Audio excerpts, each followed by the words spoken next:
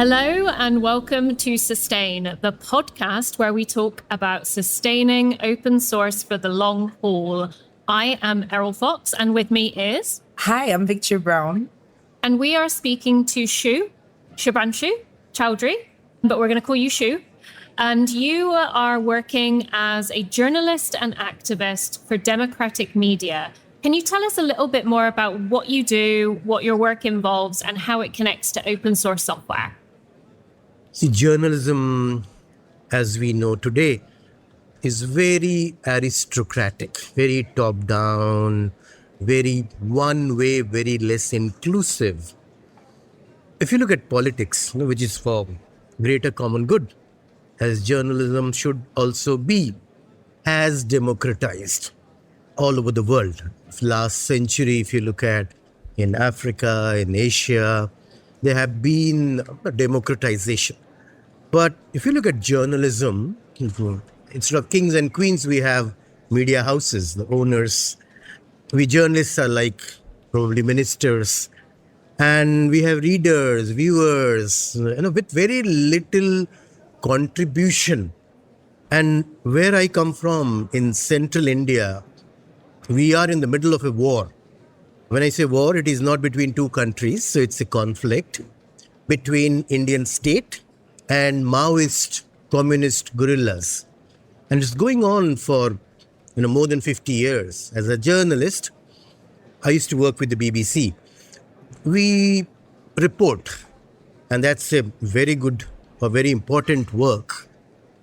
But at the same time, we also have responsibility to understand the problems. And when I started looking at it, I found that what we call journalism, the design of that journalism or mass communication or media creates these conflicts. We are not on the side of solution. And what I do now, I'm part of this democratic media, I won't say platform. We are yet to be a platform. We are yet to be sustainable experiment, which can be on the side of solution. And technology will be a great help on that. That's where we look for open source technology. We are now looking at artificial intelligence and blockchain. Can you tell me, from your perspective and your investigation, why do you find open source and Web3 and decentralization critical to the democratic media work that you're doing? Where do you see the opportunities for, I think, the citizens doing reporting, right? I remember us talking about that before the podcast. Media should be commons. Media should be inclusive. But the natural media is air, which we all use when we are in small groups. But when we are using technology, a media which is natural is not very powerful. It allows us to talk when we are in small group, in a small room. But when it comes to technology, what we started with one way and non-inclusive technology. Means you start with printing press or radio, television, all has been one way. From one to many. But if we want a democratic polity to prosper, communication makes community. And the type of communication you have is the type of community you build. So just by switching from aristocracy to democracy, which has huge problems, but that's the best we have, we need to create democratic communication platforms, is what I understood. And internet was the first entry there. Then came mobile phone and now blockchain. But all these technologies need to be open source, because if they are proprietary and if they are created and used by only a small group of people, then we're talking about the same old model. And as I was saying, that model has very powerful, that model is very useful, but it's on the side of problem, less on the side of solution. What we need is media which solves. Can you Tell me from your perspective and maybe the people that you work with as well, what do you need technology organizations and open source software technology, what do you need from them?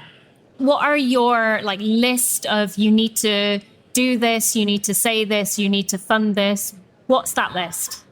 So going back to the same story, when I started talking to the people with guns, I grew up in that area. Many of my classmates have become terrorists. But they said, we are media activists. I didn't understand what they were saying. They said, your media, means they were talking about the current media, is deaf. They're not representative. Like in India, we 20% people who live in the cities, who are on the rich side, we have more than 80% space. The poor people who live in the rural areas, who are more than 80%, don't even have 20% space. If your problem is not news, there are very little chances it will get solved. So we need technology which will make this platform representative. Like in political democracy, everyone has one vote. So our effort is, like every citizen is a voter, can every voter be a reporter? And for that, tools need to be democratic. Tools need to be, which you call open source. It cannot be proprietary. It cannot be, we will not allow, if you don't know how to read and write, what we are finding in countries like India, the literacy figure may be very high, but when you ask people to express their opinion, they feel more comfortable listening and speaking rather than reading and writing. So we need to create platforms like Election Commission, as we have in India. We call it News Commission. Let everybody tell their stories. Of course, every story will not go out as a journalism. When everybody votes in India, there are 1.4 billion people. But in few days, we know, okay, what they are saying.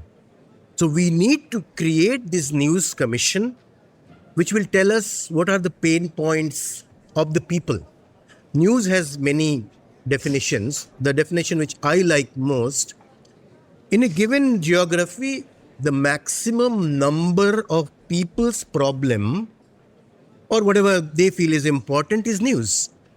So what is that? In the current form, we sit in London or Delhi, and I go to newspaper offices, they're watching TV, and when I go to TV offices, they are reading newspapers. We have a small circle. How do we know what is news? Technology can help. And so if we can create these, whatever we can call it, where people are telling their stories, and here comes AI, it can tell us, okay, 43% people are today talking about this problem. So as a journalist, my work starts there. Nobody should be paid to vote. In the same way, nobody should be paid to tell the first information, what they think, what is their concern, what is their problem. They should tell their stories. And journalism should be helped by technology to put a dashboard that, okay, 33% people are talking this. So I will start my work, okay, find out what are they talking. Can that be news? So journalism need to be scientific. We need technology. It needs to be representative. Otherwise, we are harping the wrong things as news. And that is what called disinformation. Something which concerns me, I want to hear that. Not what you think is important. Not what you understand is important. And that is a misinformation. That is a disinformation we are flooded with in the name of news today. In this paradigm, in this design which we call mainstream media. Listening to you talk, I'm reminded of a project that I worked on in northern Uganda. They were working with rural communities, farmers, who would sit in their communities and listen to the radio to receive their news. And the project was about changing that dynamic and helping them to know that they can own the radio, they can own their broadcast, they can own their own news. And what was important to them happening in the farming communities with the grazing of their herd animals that was what they wanted to hear about. They didn't want to hear about the the news on the radio that was being What we delivered. call news. Exactly. But it took this decentralization, reversing the centralization of this. And this is kind of where I find it interesting and important that we're here at Blockchain Web3 Decentralization Conference. What have you heard around this conference at Devconnect that gives you excitement and hope for how these tools can be placed in the hands of the communities? Have you heard anything? To be very honest, before coming here, the only thing I knew about Web3 that scammers use it, all the bad people use it. So it was a very nice surprise for me to see there is so much energy, so much work going on. And I don't have much understanding of it yet, but I think it is very essential that AI, which is again becoming very centralized now, should join hands with Web3. And if we can create the joint platforms with their plus and minus, every technology has its strength and weakness. So I'm finding, though I don't know much, it's very beginning, that Web3 blockchain must be used for sustainability of these platforms. Let me tell you, the platform we have tried to build, it works. People are reporting. Manually, we are finding, okay, 43% people are saying this. So this is our main news, 33% saying this. So that is our second news. And it is solving problem. But I want to look at AI, if it can reduce the cost. Means, if you're, as I said, majority of people are speaking, you have got 100 hours of recording. So listening to that, translating, editing, transcribing, it's a huge work, which technology can do very fast. Coming to blockchain. So as I was saying, our experiment was every citizen is a voter. Can they be a reporter? That works. But every reporter is also a buyer and seller. And if you look at the economics of mainstream media, it's funded by advertisement, where the companies are trying to sell something to rich. But here where we work in the forest of central India, they are poorest of the poor people.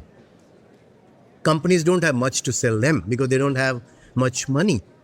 And if that platform remains dependent on grant, it will not be independent journalism. There is no free lunch. So we need technology which will make them financially independent. That's where I am looking at more at blockchain, at Web3. What we want to do means the ideas which are coming to me, these are all up in air. So I'm also a buyer, I'm also a seller. Can this platform, apart from being a communication platform, can it be also a place for buying and selling? Can it connects me to the best payer? Like the area where we work, they produce purest form of organic food because they're less developed. So bad things of development has also not gone there. No pesticide, no fertilizer. But when they sell their produce, they sell it in very cheap price. But can technology help us, sell their product to somebody who will pay more? Maybe far off places, maybe speaking a different language. So technology can help us communicate. Let them speak in their language. Let you speak in your language. And if there is increased profit thanks to this technology, can part of that increased profit run this platform, make this platform sustainable, independent? That's the future. For grant, you can make it 1 year, 2 year, 3 year. After that, there is no sustainability. So we will have to, from the beginning, like in any democracy project, what we have learned, think of the last person first. So we are working at the most difficult area, conflict area, poorest people. If it works with them, it will work with everyone. In the same way, we'll have to think from the day one about sustainability. Now, if we are getting grants today, but grant will not take us very far. Grant is very good for experimenting, for making the tools that these poorer tech communities cannot afford. And this is not their problem. It's a humanity's problem. We don't, as democracy has seen a few hundred years of journey. So democratization of media will also take longer time. To making tools for them, historically, those communities have more power, more money. They should invest, they should fund. But once those platforms are ready, they should be sustainable, they should be independent, they should be standing on their own feet economically. And I think that is possible. We just need to redesign it. I know Victory has a question, but I just wanted to respond. As you were talking, I'm also recognizing and reminded of how blockchain technology and decentralized technology is more private, more secure. And one of the issues with reporting what's happening is the risk that you might be reporting something that maybe the dominant government doesn't want you to report. And through using these technologies, it gives communities that safety, that privacy to say, hey, this is happening. Everyone needs to know. Everyone values this information. But I now feel safe because I know the technology is not out to identify me in a way that exposes me. The decentralization can do that. Victory, you have a question, right? Yeah. Help me, Eriol, if I'm not framing this well, but just building on what you just asked, I wanted to ask about the trust that you have for these systems, because it's very important, the work that you do. And in some cases, you and your family would be at risk doing this work that you do, even if it's for the good of the people. So I wanted to ask more about how important trust is for you when picking platforms for reporting or even just reporting news like this that happen, because it's also something that most people have an issue with when talking about open source is, as much as people don't trust Web3 tools, some people also don't trust open source tools as well. So how important is that to you? And can you talk more about what trust is and with technology and systems like this? Trust has many dimensions. The way we work, as I was saying, there was conflict going on, and fortunately that conflict is going to be over soon.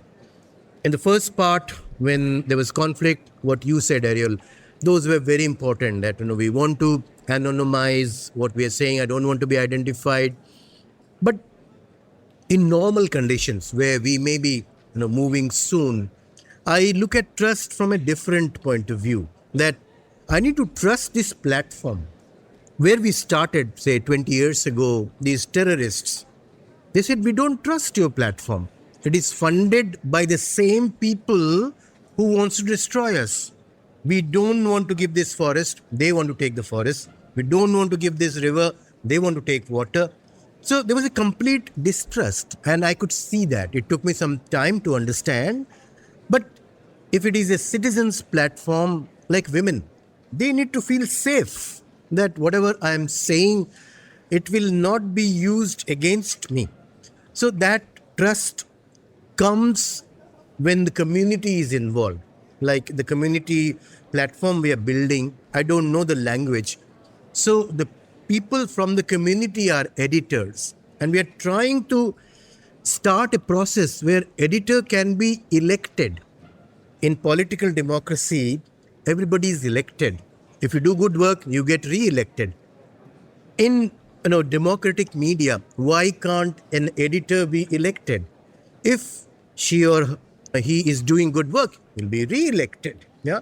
So we need to bring in all these democratic, old, there is nothing, rocket science here, things to make us more trustworthy. That, okay, who decided? Not I. Somebody from outside, somebody maybe more educated, but somebody from you. No, the factor of trust comes with also open source technology, but inclusive, designs where locals can participate more. They could decide what is news, what is not news. So trust is very, very important. If they don't trust, they don't listen. And then they use their own methods of telling their stories, which is throwing at bombs. And we call them terrorists, where they were actually trying to tell something which we were not hearing because our platforms were not capable. We were just doing parachute journalism. So when media is democratic, it will be trustworthy as well, is what I feel. We haven't got much time We actually need to wrap up, but I feel like I could listen to you talk about these challenges and what you see as the future for hours, honestly. And Victory, I was noticing in this last question that a lot of these processes sound a lot like open source governance. And I say because you're really involved in a lot of open source governance. Yeah. And I also building on that is like inclusive design is so important. And it's also one of the core things that make communities last is like hearing back from them and making sure that they know that they are heard. It's really important. And I like the approach that your project is taking, getting the community involved in building. And that's something we do in open source is like try to get community involved in development of tools. And it's really beautiful to see that you're doing that without even knowing that you're doing open source. The economics of journalism need to change. Like, as I said, the people who are voting, they should not be paid, because if you pay 50 rupees, which is our currency, I'll pay you them 100 and they'll vote for me, or they will, but they need to be compensated. How will you compensate? So when the stories come out, 1, 2, 3, these are the biggest problems. We journalists should walk one step forward to solve those problems. That is the incentive. It is not economic for your reporters. So it's not journalism of cash. It's journalism of concern, which these platforms should be. That political democracy is for greater common good. So should be journalism, so should be media. And with the help of new and old technologies, with their strength and weakness, we can do it. Last century was the century of democratization of politics. This should be the century of democratization of media. And it is possible and it is doable. And we can ignore it only at our own peril.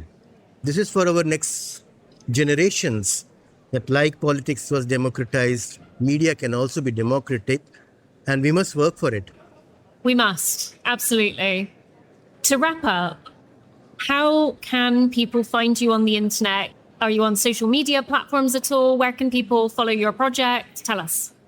So at the moment, it is called CGNet Swara. So if you search for it, you'll find us online, or I can give you my phone number. My phone number is +91. That is the code for India. Then 98110 I'm on WhatsApp. I'm on Telegram. Please reach me out. We can't do it alone. As I said, it is the problem of humanity. And we all need to come together. When I say all, only journalists cannot do it.